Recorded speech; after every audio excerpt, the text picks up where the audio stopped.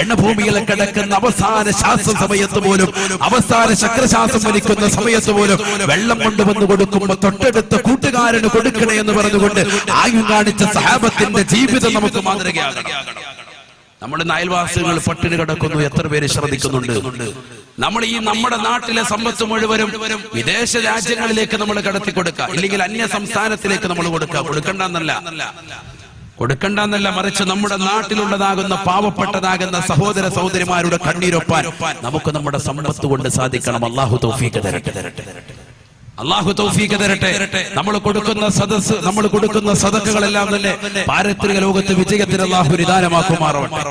ഹബീബായ നബി മുഹമ്മദ് റസൂലുള്ളാഹി സല്ലല്ലാഹു അലൈഹി വസല്ലമ തങ്ങളുടെ മനസ്സൊന്ന് വിഷമിപ്പിച്ചപ്പോൾ അല്ലാഹു സുബ്ഹാനഹു വ തആല ആയത്തിറക്കി. അല്ലാഹുവിന്റെ റസൂലിനെ ആർക്കും അവിടുത്തെ മുന്നിൽ വെച്ചുകൊണ്ട് ശബ്ദമുയർത്തി സംസാരിക്കാൻ പാടില്ല. അനുവാദം പടച്ച റബ്ബ് വിലക്കാണ്, ഒരാളും സംസാരിക്കരുത്. അല്ലാഹുവിന്റെ റസൂൽ സല്ലല്ലാഹു അലൈഹി വസല്ലം തങ്ങളുടെ ഇതേ തമീം ഗോത്രക്കാർ തന്നെ വീടിന്റെ പിന്നാമ്പുറത്ത് വന്നുകൊണ്ട് വിളിക്കുക, മുഹമ്മദ്. അല്ലാഹുവിന്റെ റസൂൽ സല്ലല്ലാഹു അലൈഹി വസല്ലം തങ്ങളെ വിളിക്കാൻ വീടിന്റെ പിന്നാമ്പുറത്ത് വന്നുകൊണ്ട് ഒച്ച വെച്ചു. റസൂലുള്ളാഹിന്റെ മനസ്സൊന്ന് ചെറുതായി വിഷമിച്ചു പോയി. ഉടനെ തന്നെ ഇറങ്ങി മലക്ക് ജിബ്രീൽ അലൈഹിസ്സലാം കടന്നു വന്നുകൊണ്ട് പരിശുദ്ധമായ ഖുർആനിന്റെ ആയത്തിറക്കുകയാണ്. ഇന്നല്ലദീന യുനാദൂനക മിൻ വറാഇൽ ഹുജറാത് അക്സറുഹും ലാ യഅഖിലൂൻ വലൗ അന്നഹും صبروا حتى تخرج إليهم لكان خيرا لهم والله غفور رحيم. ഹബീബായ നബി സല്ലല്ലാഹു അലൈഹി വസല്ലമ തങ്ങളുടെ മനസ്സ് വിഷമിപ്പിച്ചാൽ ഉടനെ തന്നെ അല്ലാഹു സുബ്ഹാനഹു വ തആല പരിശുദ്ധ ഖുർആൻ ഇറക്കിക്കൊണ്ട് പ്രതികരിക്കുകയാണ്. ഞാൻ തുടക്കത്തിൽ ഓർമ്മപ്പെടുത്തി, ഖുർആൻ എന്ന് പറഞ്ഞാൽ എന്താണ്? മോജസായ കലാമാണ്. ചെറിയ വാക്ക് വിശാലമാകുന്ന അർത്ഥം.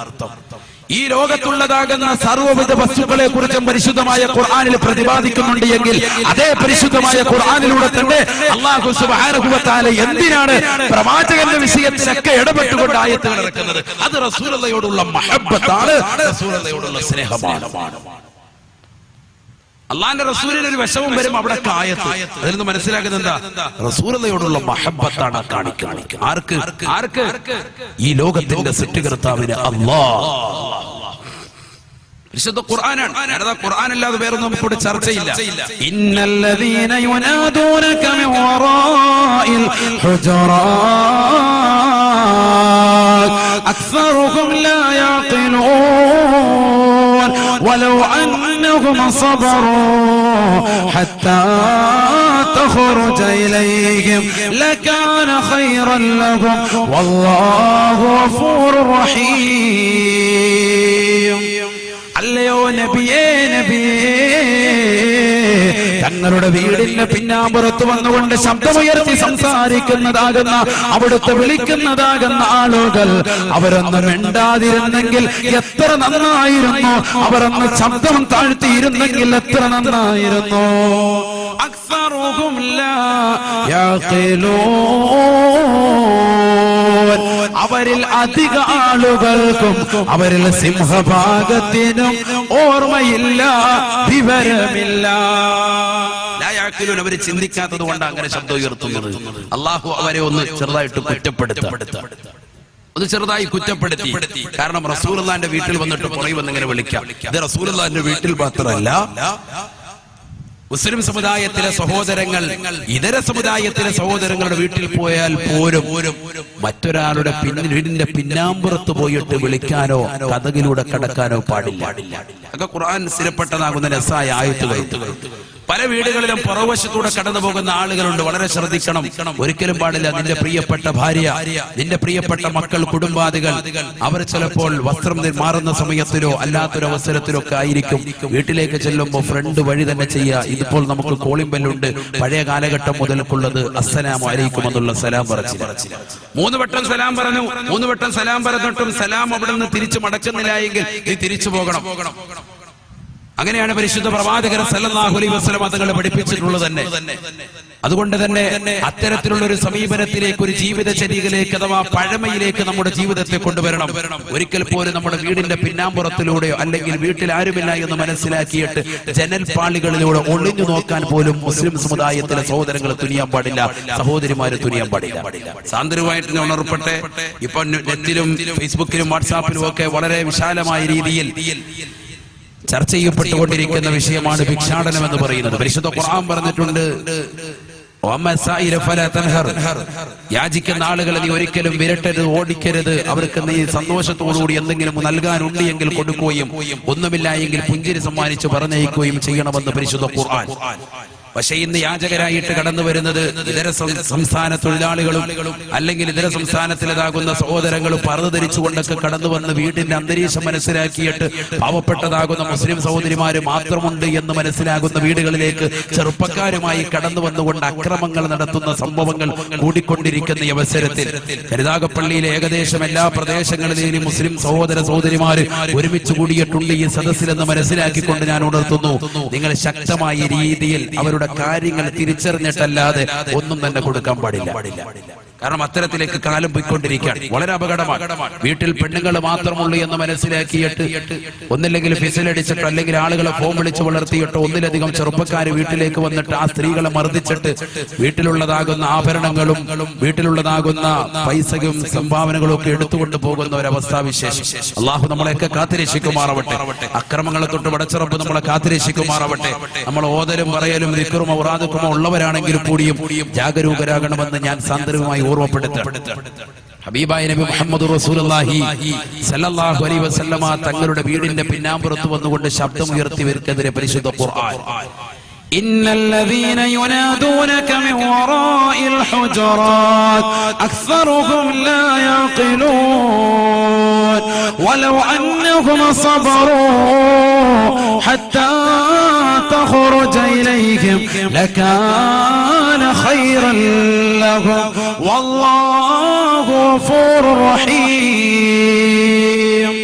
അല്ലയോ നബിയേ, നബിയേ, അവിടുത്തെ വീടിന്റെ പിന്നാമ്പുറത്ത് വന്നുകൊണ്ട് ശബ്ദമുയർത്തുന്നതാകുന്ന ആളുകൾക്ക് വിവരമില്ല, ബോധമില്ല. അവർ അല്പം കൂടി ശ്രമിച്ചുകൊണ്ട് വീട്ടിൽ തന്നെ പുറവശത്ത് നിന്നിരുന്നുവെങ്കിൽ, വീടിന്റെ മുൻഭാഗത്ത് നിന്ന് വലത്തോട്ടോ ഇടത്തോട്ടോ മാറി നിന്നിരുന്നുവെങ്കിൽ ലകാന ഖൈറൻ ലഹും, അതാണ് അവർക്ക് ഏറ്റവും കരണീയമെന്ന് വിശുദ്ധ ഖുർആൻ. ഒരു വീടിന്റെ മുന്നിൽ പോയി നേരെ നിൽക്കാൻ പാടില്ല. ബെല്ലടിച്ചു വലത്തോട്ടോ ഇടത്തോട്ടോ ഒന്ന് അല്പം മാറി നിൽക്കണം. ഇതൊക്കെ പരിശുദ്ധ ഖുർആനിന്റെ കൽപ്പനകളാണ്. നമ്മൾ ഈ സദസ്സിൽ നിന്ന് പോകുമ്പോൾ കുറെ അറിവുകൾ പഠിക്കൽ കൂടിയാകണം. അതിനുവേണ്ടി ഞാനിത് പറയുന്നത് കേവലം പ്രവാചകന്റെ മദ്ഹ് മാത്രം പറയുന്നതിലൂടെ അല്ല, അറിവ് നമ്മൾ സമ്പാദിക്കും. ഒരു വീട്ടിൽ ചെന്നു കോളിംബെല്ലടിച്ചു, മാറി നിൽക്കണം. അല്പം ഒന്ന് വലത്തോട്ടോ ഇടത്തോട്ടോ മാറി നിൽക്കണം. നേരെ അവരുടെ ഫ്രണ്ട് ഡോറിന്റെ അടുത്ത് തന്നെ പോയി നിൽക്കാൻ പാടില്ല. പരിശുദ്ധ പ്രവാചകർ സല്ലല്ലാഹു അലൈഹി വസല്ലം തങ്ങൾ പഠിപ്പിക്കാൻ, വീട്ടുകാർ വന്നു അസ്സലാമു അലൈക്കും പറയണം, വീട്ടിലേക്ക് പ്രവേശിക്കണം. അവർ മാന്യമായി സൽക്കരിക്കുന്നുണ്ടെങ്കിൽ ആ സൽക്കാരത്തിൽ ഏർപ്പെട്ടുകൊണ്ട് നീ തിരിച്ചു പോകണം. വീട്ടിൽ ആരുമില്ല എന്ന് സ്ത്രീകൾ പറയുകയാണെങ്കിൽ പിന്നെ അവിടെ നീ പരിങ്ങി നിൽക്കാൻ പാടില്ല, കറങ്ങി നിൽക്കാൻ പാടില്ല, വേഗം തന്നെ നീ പോകണം. ഇതൊക്കെ പരിശുദ്ധ ദീനിന്റെ നിർദ്ദേശങ്ങളാണ്. ഏതുമായിക്കോട്ടെ, തമീമ ഗോത്രത്തിലെ നിവേദക സംഘം വന്നുകൊണ്ട് പ്രവാചകന്റെ വീടിന്റെ പിന്നാമ്പുറത്ത് വന്നുകൊണ്ട് ശബ്ദമുയർത്തിയപ്പോ അള്ളാഹുവിന്റെ വിശുദ്ധമായ ഖുർആനിൽ ആയത്തിറക്കിക്കൊണ്ട് പടച്ചിറപ്പ് പ്രവാചകനോട് ഐക്യദാർഢ്യം പ്രഖ്യാപിക്കുകയാണ്, സ്നേഹം കാണിക്കുകയാണ്. അല്ലയോ പ്രിയപ്പെട്ടതാകുന്ന പ്രവാചകരെ, അവിടുത്തെ പ്രിയപ്പെട്ടതാകുന്ന കൂട്ടർ മുസ്ലിമീങ്ങളാകുന്ന സഹോദരങ്ങൾ വീടിന്റെ പിന്നാമ്പുറത്ത് വന്നുകൊണ്ട് ശബ്ദമുയർത്തുന്നതാകുന്ന ആളുകൾ അവർക്ക് അധികവും അറിവില്ലാത്തത് കൊണ്ടാണ്. അള്ളാഹു അവർക്ക് പുറത്തു കൊടുക്കുക തന്നെ ചെയ്യും. അവർ അല്പം കൂടി ക്ഷമിച്ചിരുന്നെങ്കിൽ അതാണ് ഏറ്റവും കരണീയമെന്ന് വിശുദ്ധമായ ഖുർആൻ. രണ്ട് ഉദാഹരണങ്ങളെ നമ്മൾ പറഞ്ഞിട്ടുള്ളൂ. അള്ളാഹുവിന്റെ റസൂൽ സല്ലല്ലാഹു അലൈഹി വസല്ലമ തങ്ങളെ സ്നേഹിച്ചതിന് ഇനിയും ഉദാഹരണങ്ങൾ ബാക്കി. പ്രവാചകർ സല്ലല്ലാഹു അലൈഹി വസല്ലമ തങ്ങള് ഇസ്ലാമിക പ്രബോധനമായിട്ട് ആദ്യമായി കടന്നു ചെല്ലുന്നത് തന്റെ പ്രിയപ്പെട്ട സമുദായത്തെ മാത്രമല്ല, തന്റെ പ്രിയപ്പെട്ടതാകുന്ന ജനങ്ങളെ എല്ലാവരെയും വിളിച്ചുകൂട്ട് ബനൂ ഫിഹ്റും ബനൂ അദിയു ഗോത്രക്കാര് മുഴുവനും ജബൽ അബൂ ഖുബൈസ് എന്ന് പറയുന്ന സുന്ദരമാകുന്ന മലയുടെ മുകളിലേക്ക് അല്ലാഹുവിന്റെ റസൂൽ സല്ലല്ലാഹു അലൈഹി വസല്ലം തങ്ങൾ ഒരുമിച്ച് കൂട്ടി. ചരിത്രം വിശാലമാണ്. എല്ലാവരെയും ഒരുമിച്ച് കൂട്ടിയിട്ട് അല്ലാഹുവിന്റെ റസൂൽ ചോദിച്ചു, ഞാൻ നിൽക്കുന്ന ഈ പർവ്വതത്തിന്റെ പിറകിലൂടെ ഒരു കൂട്ടം ശത്രുക്കളെ നിങ്ങളെ നശിപ്പിക്കാൻ കടന്നു വരുന്നതോ എന്ന് ഞാൻ നിങ്ങളോട് പറഞ്ഞാൽ പറഞ്ഞാൽ നിങ്ങൾ എന്നെ കൊണ്ട് വിശ്വസിക്കുമോ അതോ അവിശ്വസിക്കുമോ എന്ന് ചോദിച്ചപ്പോ അവരെല്ലാവരും ഒന്നടങ്കം പറഞ്ഞു, നീ അൽ അമീനാണ്, നീ സത്യസന്ധനാണ്, നീ സത്യമല്ലാതെ മറ്റൊന്നും പറയൂല, അതുകൊണ്ട് ഞങ്ങൾ നിന്നെ വിശ്വസിക്കുമെന്ന് അവരെല്ലാവരും ഒന്നടങ്കം പറഞ്ഞപ്പോ പ്രവാചകർ സല്ലല്ലാഹു അലൈഹി വസല്ലമ തങ്ങൾ സന്ദർഭോചിതമായി ബുദ്ധിപരമായി തന്റെ പ്രിയപ്പെട്ട സമുദായത്തെ, തന്റെ പ്രിയപ്പെട്ട കൂട്ടുകാരെ, തന്റെ പ്രിയപ്പെട്ട നാട്ടുകാരെ, തന്റെ പ്രിയപ്പെട്ട കുടുംബ ഫിഹ്ർ ഗോത്രക്കാരുണ്ട്, അദീയ് ഗോത്രക്കാരുണ്ട്, എല്ലാവരുമായിട്ട് പറഞ്ഞു, എന്നാൽ ഇന്നീലക്കും നദീറും മുബീൻ, നിങ്ങൾക്ക് ഞാൻ ശക്തനായ ഒരു മുന്നറിയിപ്പുകാരനാണ്. ഇസ്ലാമിന്റെ തുടക്ക കാലഘട്ടം, ഇസ്ലാമിന്റെ പ്രബോധന കാലഘട്ടമാണ്. അഷ്റഫുൽ ഖൽഖ് മുഹമ്മദ് റസൂലുള്ളാഹി സ്വല്ലല്ലാഹു അലൈഹി വസല്ലം തങ്ങൾ പ്രബോധനം നടത്തുന്നതിന്റെ തുടക്കത്തെ ശൈലി അബൂ ഖുബൈസ് എന്ന് പറയുന്നതാകുന്ന സുന്ദരമാകുന്ന മലയുടെ മുകളിൽ കയറുന്നതുകൊണ്ട് പരിശുദ്ധ ദീനിലേക്ക് ജനങ്ങളെ ക്ഷണിച്ചപ്പോ എല്ലാവരോടുമായിട്ട് പറഞ്ഞു, എല്ലാ ജനങ്ങളും ഓടി വരും, എല്ലാവരും കടന്നു വരും എന്ന് പറഞ്ഞിട്ട് ഈ ഇരിക്കുന്നതാകുന്ന ജനങ്ങളോട് മുഴുവനുമായിട്ട് എനിക്ക് ചോദിക്കാനുള്ളത്, നമ്മൾ നിൽക്കുന്നതാകുന്ന ഈ മലയുടെ പിന്നാമ്പുറത്തൂടെ ഒരു കൂട്ടം നമ്മൾ ആക്രമിക്കാൻ കടന്നു വന്നാൽ വിശ്വസിക്കുമോ എന്ന് ചോദിച്ചപ്പോ വിശ്വസിക്കുമെന്ന് പറഞ്ഞതാകുന്ന സമൂഹത്തോട് ബഹുമാനപ്പെട്ട ആദരവായ നബി മുഹമ്മദ് മുസ്തഫ സല്ലല്ലാഹു അലൈഹി വസല്ലമ രണ്ടാമതായി ചോദിക്കുകയാണ്, എന്നാൽ എനിക്ക് നിങ്ങളോട് പറയാനുള്ളത്, ഇന്നീലക്കും നദീറും മുബീൻ, ശക്തനായ ഒരു മുന്നറിയിപ്പുകാരനായിട്ടാണ് ഞാൻ നിങ്ങളുടെ മുന്നിൽ വന്ന് നിൽക്കുന്നത്. അതിശക്തമായ ഒരു മുന്നറിയിപ്പാണ് നിങ്ങൾക്ക് എനിക്ക് നൽകാനുള്ളത്. കാരണം എന്താ? നരകത്തെ കുറിച്ചുള്ള മുന്നറിയിപ്പ്, നരകത്തെ കുറിച്ചുള്ള ഒരു മുന്നറിയിപ്പാണ് നിങ്ങൾക്ക് ഞാൻ നൽകാനുള്ളത്. നന്നായി ജീവിച്ചില്ല എങ്കിൽ, ഇബാദത്തുകളുമായി മുന്നോട്ട് പോയില്ല എങ്കിൽ കത്തിജ്വലിക്കുന്നതാകുന്ന നരകത്തിന്റെ വക്താക്കളായിട്ട് നമ്മൾ മാറുമെന്നുള്ള പടച്ചറബിന്റെ മുന്നറിയിപ്പാണ് നിങ്ങൾക്ക് നൽകാനുള്ളത് എന്ന് ആദരവായ നബി മുഹമ്മദ് റസൂലുള്ളാഹി സല്ലല്ലാഹു അലൈഹി വസല്ലമ തങ്ങൾ തന്റെ പ്രിയപ്പെട്ടതാകുന്ന നാട്ടുകാരോട്, അതിലേറ്റവും കൂടുതലുള്ളത് തന്റെ കുടുംബക്കാരോട് പറഞ്ഞപ്പോ